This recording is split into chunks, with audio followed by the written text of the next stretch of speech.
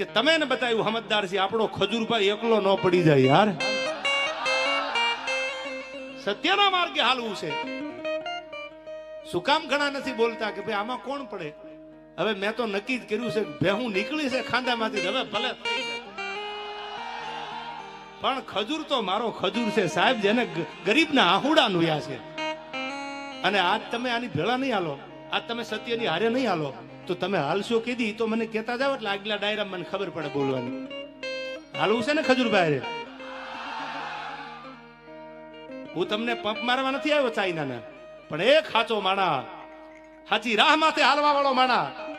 અને હું તો આ માધ્યમથી ગુજરાત ભારત સરકારને એટલું કહું છું, આપણા માન્ય મુખ્યમંત્રીને એટલું કહું છું, આપણા વડાપ્રધાનને એટલું કહું છું, હાથ જોડીને કે એવો કાયદો લાવો કે કોઈના પરિવાર, કોઈની બેન દીકરી, કોઈના ઘર વિશે કાંઈ બોલે તો એના ઉપર ગુનો દાખલ કરો, એને કાયદાનું ભાન કરાવો.